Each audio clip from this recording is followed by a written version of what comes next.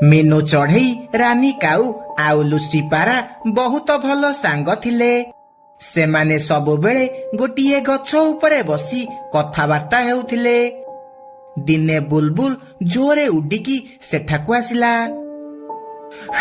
ଆରେ ଆରେ ସାଙ୍ଗମାନେ, ତମେ ଜାଣିଛ ଆମ ଜଙ୍ଗଲରେ ଏବେ ରାତିରେ କଣ ହେଉଛି? ଆରେ କଣ ହେଇଛି? ତୁ ଏତେ ଜୋରେ ଉଡ଼ିକି କୋଉଠୁ ଆସିଲୁ? ଆରେ ମିନୁ ଭଉଣୀ, ତମେ ଜାଣିଛ ଆମ ଜଙ୍ଗଲକୁ ଗୋଟେ ଡାହାଣୀ ଆସିଛି। ସିଏ ରାତିରେ ସମସ୍ତଙ୍କ କବାଟ ବାଡ଼ଉଛି, ଆଉ ଯିଏ ବି ଘରୁ ବାହାରକୁ ଯାଉଛି ସେ ତାକୁ ତା ସହ ନେଇ ଯାଉଛି। ଆରେ ବୁଲବୁଲ, ଇଏ ତୁ କଣ କହୁଛୁ? ସତ କହୁଛୁଟି? ଆରେ ରାନୀ ଭଉଣୀ, ମୁଁ ମିଛ କାହିଁକି କହିବି? କାଲି ମିଟୁ ଭାଇର ପୁଅ ବିଟୁକୁ ସେ ଡାହାଣୀ ଉଠେଇକି ନେଇଯାଇଛି। ସେଥିପାଇଁ କେହି ବି ରାତିରେ ଘରୁ ବାହାରିବନି। ଏହା କହି ବୁଲବୁଲ ସେଠାରୁ ଚାଲିଯାଏ। ମିନୁ, ରାନୀ, ଲୁସି ବି ନିଜ ନିଜ ଘରକୁ ଚାଲିଯାଆନ୍ତି।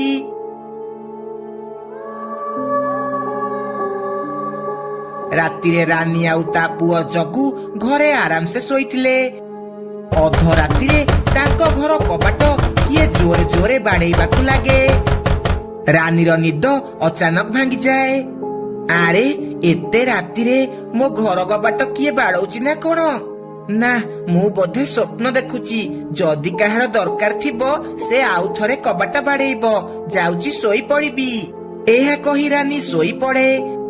କିଛି ସମୟ ଯାଇଛି, ପୁଣି ଥରେ କିଏ କବାଟ ବାଡ଼େଇବାକୁ ଲାଗେ। ରାନୀ ଯେମିତି କବାଟ ଖୋଲିଛି, ସେ ଦେଖେ ବାହାରେ କେହି ବି ନାହାନ୍ତି। ଆରେ ଏଠି ତ କେହି ବି ନାହାନ୍ତି। କିଏ ମୋ ସହ ମଜାକ କରୁଛି ନା କଣ? ଆରେ ହଁ, ମନେ ପଡ଼ିଲା। ସେ ବୁଲବୁଲ କହୁଥିଲା ଜଙ୍ଗଲରେ ଗୋଟେ ଡାହାଣୀ ବୁଲୁଛି। ସେ ସମସ୍ତଙ୍କ କବାଟ ବାଡ଼ଉଛି। ଯାଉଛି ଶୋଇ ପଡ଼ିବି ଲୋ ମା।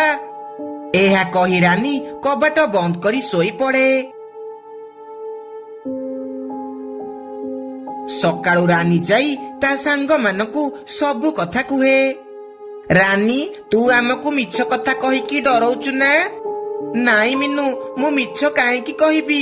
ସତରେ କାଲି 2 ଥର କିଏ ଆସିକି ମୋ କବାଟ ବାଡ଼େଇଲା। ସେଇ ଡାହାଣୀ ମୋ କବାଟ ବାଡ଼େଇଛି। ସତ କହୁଛି ମୁଁ। ନାଇଁ ରାନୀ, ତୁ ବୋଧେ ସ୍ୱପ୍ନ ଦେଖିଛୁ। ସେଥିପାଇଁ ତୁ ବହୁତ ଡରି ଯାଇଛୁ। ଆଜିକାଲି ଦୁନିଆରେ ଡାହାଣୀ ଆଉ ନାହାନ୍ତି। ଆରେ ମୁଁ ସତ କହୁଛି। ତମର ମୋ କଥା ବିଶ୍ୱାସ ହେଉନି ନା? ହଉ, ଯେତେବେଳେ ଡାହାଣୀ ଆସିକି ତମ କବାଟ ବାଡ଼େଇବ, ତାପରେ ତମେ ଜାଣିବ। ଏହା କହି ରାନୀ ସେଠାରୁ ଚାଲିଯାଏ। ସେଦିନ ରାତିରେ ଲୁସି ତା ପୁଅ ଟିକି ସହ ଶୋଇଥିଲା। ଅଧରାତି ହେଇଛି, ତା ଘର କବାଟ କିଏ ଜୋରେ ଜୋରେ ବାଡ଼ାଏ। ଲୁସିର ନିଦ ଭାଙ୍ଗିଯାଏ। ଆରେ ଏତେ ଜୋରେ କବାଟ କିଏ ବାଡ଼ଉଛି? ଲାଗୁଛି କିଏ ବୋଧେ ସାହାଯ୍ୟ ମାଗୁଛି। ଯାଉଛି କବାଟ ଖୋଲିକି ଦେଖିବି। ଲୁସି ଯେମିତି କବାଟ ଖୋଲେ, ସେ ଦେଖେ ବାହାରେ କେହି ବି ନାହାନ୍ତି। ତାପରେ ସେ କବାଟ ବନ୍ଦ କରିକି ଶୋଇ ପଡ଼େ। ସେ ଯେମିତି ଶୋଇଛି, ପୁଣି ଥରେ କିଏ କବାଟ ବାଡ଼େଇବାକୁ ଲାଗେ। ଲୁସି ପୁଣି ଥରେ କବାଟ ଖୋଲେ। ସେ ଦେଖେ ଗୋଟେ ଡାହାଣୀ ଆକାଶରେ ଉଡ଼ି ଉଡ଼ି ଯାଉଛି। ଆରେ ହଁ ତ, ରାନୀ ଯାହା କହୁଥିଲା ସେଇଟା ସତ। ଇଏ ତ ଗୋଟେ ଡାହାଣୀ ଯିଏକି କବାଟ ବାଡ଼ଉଥିଲା। ମା ମା, ଏତେ ଜୋରେ ଆମ କବାଟ କିଏ ବାଡ଼ଉଥିଲା? ଆରେ ପୁଅ, ଗୋଟେ ଡାହାଣୀ ଏବେ ଆମ ଘର କବାଟ ବାଡ଼ଉଥିଲା। ସେ ସମସ୍ତଙ୍କ ଘର କବାଟ ଯାଇକି ବାଡ଼ଉଛି। ତୁ ଶୋଇପଡ଼େ। କଣ ମା ଡାହାଣୀ? ଏବେ ତ ମତେ ଆଉ ନିଦ ହେବନି। ତୁ ଆସେ, ମୋ ପାଖରେ ଶୋଇବୁ। ହେ ଭଗବାନ, ଏବେ କଣ ହେବ? ସେଦିନ ରାତିରେ ସେ ମା ପୁଅ ଆଉ ଶୁଅନ୍ତି ନାହିଁ। ସକାଳୁ ସେମାନେ ରାନୀ ଆଉ ମିନୁକୁ ସବୁ କଥା କୁହନ୍ତି। ଆରେ ଲୁସି, ମୁଁ ସେଦିନ କଣ କହୁଥିଲି? ସେଦିନ ତମେ ମାନେ ମୋ କଥା ବିଶ୍ୱାସ କଲନି। କିନ୍ତୁ ମୁଁ ସେ ଡାହାଣୀକୁ ଦେଖିନି। ତୁ କିନ୍ତୁ ଦେଖିଲୁ। ସେ ଗୋଟେ ଭୟଙ୍କର ଡାହାଣୀ। କିନ୍ତୁ ସେ ଏଠାକୁ କଣ ପାଇଁ ଆସୁଛି? ଆଉ କବାଟ ବାଡ଼ଉଛି କାହିଁକି? ଶୁଣ, ଆଜି ରାତିରେ ସମସ୍ତେ ମୋ ଘରକୁ ଆସିବ। ଦେଖିବା, ସେ ଡାହାଣୀ ଯଦି ମୋ ଘର କବାଟ ବାଡ଼େଇବ, ଆମେ ତାକୁ ଭଲ ମଜା ଶିଖେଇବା। ରାତିରେ ସମସ୍ତେ ମିନୁ ଘରେ ଜମା ହୁଅନ୍ତି, ଆଉ ଡାହାଣୀ ଆସିବାର ଅପେକ୍ଷା କରନ୍ତି। ଅଧରାତି ହେଇଛି, ମିନୁ ଚଢ଼େଇର କବାଟ କିଏ ଜୋରେ ଜୋରେ ବାଡ଼ାଏ। ସମସ୍ତେ ବହୁତ ଡରିଯାଆନ୍ତି। ମିନୁ ଯାଇ ଝରକା ପଟେ ଦେଖେ ତା ଘର ଆଗରେ ଗୋଟେ ଡାହାଣୀ ଠିଆ ହେଇଛି। କବାଟ ଖୋଲ, କବାଟ ଖୋଲ, ମତେ ତମ ପିଲାମାନଙ୍କୁ ଦିଅ, ମୁଁ ସେମାନଙ୍କୁ ମୋ ସହ ନେଇଯିବାକୁ ଆସିଛି, ମୁଁ ସେମାନଙ୍କ ସହ ଖେଳିବାକୁ ଚାହୁଁଛି। ଆରେ ଇଏ ତ ଆମ ପିଲାମାନଙ୍କୁ ନେବାକୁ ଆସିଛି, ଆମେ ଏବେ କଣ କରିବା? ଶୁଣ, ଏ ଡାହାଣୀ ଏମିତି ଯିବନି, ଆମେ ଚାଲ ଗୋଟେ କାମ କରିବା, ଆମେ ସେ କବାଟ ପାଖରେ ଯାଇ ହନୁମାନ ଚାଳିଶା ପଢିବା, ଦେଖିବ ସେ ଡାହାଣୀ ଆଉ ଏଠାକୁ କେବେ ବି ଆସିବନି। ତାପରେ ସେମାନେ ଯାଇ କବାଟ ପାଖରେ ବସି ହନୁମାନ ଚାଳିଶା ପଢିବାକୁ ଲାଗନ୍ତି। ଡାହାଣୀ ଯେମିତି ହନୁମାନ ଚାଳିଶା ଶୁଣିଛି ସେ ଛଟପଟ ହେବାକୁ ଲାଗେ, ଆଉ ସେ ଜଙ୍ଗଲ ଛାଡି ସବୁଦିନ ପାଇଁ ସେଠାରୁ ଚାଲିଯାଏ। ତାପରେ ସବୁ ପକ୍ଷୀ ଆଗ ଭଳି ଖୁସି ଖୁସି ରହିବାକୁ ଲାଗିଲେ। ଗୋଟିଏ ଦିନ ରାତିରେ କାଳୁ କାଉକୁ ବହୁତ ଜୋରେ ମୁତ ଲାଗିଲା, ଆଉ ସେ ଘର ବାହାରକୁ ଆସିଲା, ଆଉ ତା ଘର ପାଖରେ ଥିବା ଗଛ ଉପରେ ମୁତିବାକୁ ଲାଗିଲା।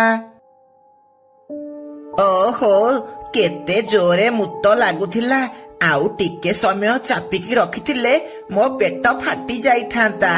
ଓହୋ, ଏବେ କି ଶାନ୍ତି ଲାଗୁଛି। ଏହା କହି କାଳୁ କାଉ ଶୋଇବାକୁ ଚାଲିଗଲା। ସେଇ ଗଛରେ ଗୋଟିଏ ଡାହାଣୀ ରହୁଥିଲା। ମୁତୁରା ଗନ୍ଧ ହେବାରୁ ସେ ବାହାରକୁ ଆସିଲା।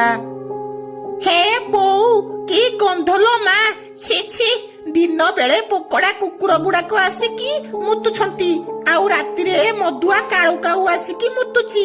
ନା, ଆଉ ଏ ଗଛରେ ରହି ହେବନି, ଯାଉଛି ନଈରୁ ପାଣି ଆଣିକି ଆସିବି, ଆଉ ଏ ଗଛ ମୂଳେ ଢାଳିବି, ନହେଲେ ଆଉ ରହି ହେବନି। ଏହା କହି ଡାହାଣୀ ଗୋଟିଏ ମାଠିଆ ନେଇ ନଈରୁ ପାଣି ଆଣିବାକୁ ଗଲା, ଆଉ କିଛି ସମୟ ପରେ ପାଣି ଆଣି ସେଠାକୁ ଆସିଲା, ଆଉ ଗଛ ମୂଳେ ଢାଳିବାକୁ ଲାଗିଲା। ଓହୋ, ଏବେ ଯାଇ ସେ ଗନ୍ଧ ଗଲା। ଏତେ ବାଟରୁ ପାଣି ଆଣିକି ବହୁତ ଥକି ଗଲି, ଯାଉଛି ଟିକେ ଆରାମ କରିବି। ଏହା କହି ଡାହାଣୀ ସେ ଗଛ ଭିତରେ ପଶିଗଲା। ସକାଳେ କାଳୁ କାଉ ଦେଖିଲା ତା ଘର ଆଗରେ ବହୁତ ସାରା ପାଣି ପଡିଛି। ଆରେ, ମୋ ଘର ଆଗରେ ଏତେ ପାଣି କୁଆଡେ ଆସିଲା? ଲାଗୁଛି ରାତିରେ କିଏ ଆସିକି ମୋ ଘର ଆଗରେ ମୁତିକି ଯାଇଛି। ରହ, ଆଜି ରାତିରେ ଜଗିକି ବସିବି, ଆଉ ଦେଖିବି କିଏ ମୋ ଘର ଆଗରେ ଆସିକି ମୁତୁଛି। ଏହା କହି କାଳୁ କାଉ ନିଜ କାମରେ ଚାଲିଯାଏ। ରାତିରେ କାଳୁ କାଉ ତା ଘର ଆଗରେ ଗୋଟେ ବାଡ଼ି ଧରି ଜଗିକି ବସିଲା। ଆଜି ମୁଁ ରାତି ସାରା ଏଇଠି ଜଗିକି ବସିବି, ଆଉ ଦେଖିବି କିଏ ମୋ ଘର ଆଗରେ ଆସିକି ମୁତୁଛି। ଆଜି ତା ରଙ୍ଗ ଭଲସେ ଛଡେଇ ଦେବି। ଏହା କହି କାଳୁ କାଉ ସେଇଠି ଜଗିକି ବସିଲା। ଏମିତି ରାତି ଅଧ ହେଇଗଲା, କେହି ବି ନ ଆସିବାରୁ କାଳୁ କାଉ ଘରକୁ ଯିବାକୁ ଭାବିଲା। ଲାଗୁଛି ସେ ବୋଧେ ଜାଣିଗଲା ମୁଁ ଆଜି ଜଗିକି ବସିବି ବୋଲି, ସେଥିପାଇଁ ସେ ଆସିଲାନି। ଯାଉଛି ମୁତିକି ଶୋଇ ପଡିବି। ଲା ଲା ଲା ଲା ଲା ଲା ଲା ଲା ଲା ଲା। ଓହୋ, କି ଶାନ୍ତି, ଯାଉଛି ଆରାମସେ ଶୋଇ ପଡିବି। ଏହା କହି କାଳୁ କାଉ ଘରକୁ ଯାଇ ଶୋଇ ପଡିଲା। କାଳୁ ଗଲା ପରେ ଡାହାଣୀ ଗଛ ଭିତରୁ ବାହାରକୁ ଆସିଲା, ଆଉ ଆଗ ଭଳି ମାଠିଆ ନେଇ ନଈକୁ ପାଣି ଆଣିବାକୁ ଗଲା, ଆଉ ପାଣି ଆଣି ସେ ଗଛ ମୂଳେ ଢାଳିଲା। ନା ନା ନା, ଏଠି ଆଉ ରହି ହେବନି, ଏ କାଳୁ କାଉ କେବେ ବି ସୁଧୁରିବନି। ଏତେ ପାଣି ଢାଳିଲା ପରେ ବି ଏ ଗନ୍ଧ ଯାଉନି, ଯାଉଛି ଆଉ ଥରେ ପାଣି ଆଣିକି ଢାଳିବି। ଏହା କହି ଡାହାଣୀ ପୁଣି ଥରେ ପାଣି ଆଣିବାକୁ ଗଲା, ଆଉ ପାଣି ଆଣି ସେ ଗଛ ମୂଳେ ଢାଳିଲା। ଏମିତି ସେ ରାତି କଟିଲା। ସକାଳୁ କାଳୁ କାଉ ପୁଣି ଥରେ ତା ଘର ଆଗରେ ପାଣି ଦେଖି ବହୁତ ରାଗିଗଲା। ଆରେ, ପୁଣି ଥରେ କିଏ ପାଣି ଢାଳିଲା? ତାହେଲେ କାଲି ରାତିରେ ମୁଁ ଯେତେବେଳେ ଶୋଇବାକୁ ପଳେଇଲି ସେତିକି ବେଳେ କିଏ ଆସିକି ଏଠି ପାଣି ଢାଳିକି ଯାଇଛି। ରହ, ଆଜି ପୁରା ରାତି ସାରା ଅନେଇକି ରହିବି, ଆଉ ତା ରଙ୍ଗ ଛଡେଇ ଦେବି। ରାତିରେ କାଳୁ କାଉ ପୁଣି ଥରେ ଜଗିକି ବସିଲା। ଅଧରାତି ହେଇଛି, କାଳୁକୁ ପୁଣି ଥରେ ମୁତ ଲାଗିଲା। ସେ ଯାଇ ସେ ଗଛ ମୂଳେ ମୁତିବାକୁ ଲାଗିଲା। ଆଜି ମୁଁ ଆଉ ଘରକୁ ଯିବିନି, ଦେଖିବି ମୋ ଘର ଆଗରେ କିଏ ପାଣି ଢାଳୁଛି। କାଳୁ ଯେମିତି ମୁତିକି ଯାଇଛି, ସେ ଡାହାଣୀ ସେ ଗଛ ଭିତରୁ ବାହାରିଲା ଆଉ ମାଠିଆ ନେଇ ପାଣି ଆଣିବାକୁ ଗଲା।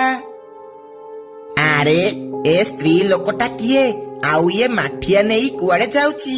ଲାଗୁଛି ଏଇ ବୋଧେ ମାଠିଆରେ ପାଣି ଆଣି ଏଠି ଢାଳୁଛି। ରହ, ଆଜି ଏ ସ୍ତ୍ରୀ ଲୋକକୁ ଭଲସେ ପାନେ ଦେବି।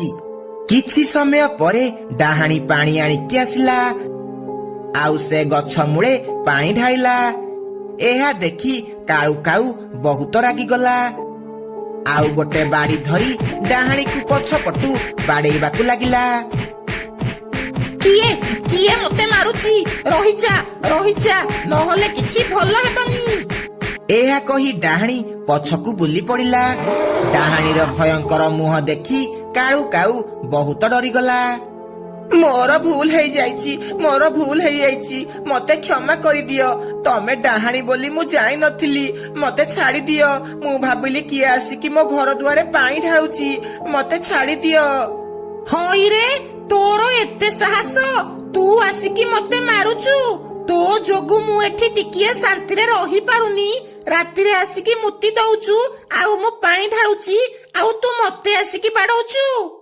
ହଉ, ମୁଁ ଆଉ କେବେ ବି ଏମିତି ମୁତିବିନି। ତମେ ଏଇ ଗଛରେ ରୁହ, ମୁଁ ଆଉ ସେମିତି କରିବିନି। ମୋର ଭୁଲ ହେଇଯାଇଛି। ହଉ ଠିକ ଅଛି, ଏଇଟା ତୋ ଗଛ ବୋଲି ମୁଁ ତତେ ଆଜି ଛାଡି ଦେଉଛି। ଆଉ ଯଦି ଥରେ ଏ ଗଛ ମୂଳରେ ମୁତିଥିବୁ, ମୁଁ ତୋର ମୁତ ବନ୍ଦ କରିଦେବି। ଏଇଟା ଯେମିତି ମନେ ରୁହେ। ହଁ ହଁ, ଆଉ ମୁଁ କେବେ ବି ଏଠି ମୁତିବିନି। ମୁଁ ଏବେ ଆସୁଛି। ଏହା କହି କାଳୁ କାଉ ନିଜ ଘରକୁ ଚାଲିଗଲା ଆଉ ସେହି ଦିନଠୁ ସେହି ଗଛ ମୂଳରେ ଆଉ ମୁତିଲା ନାହିଁ।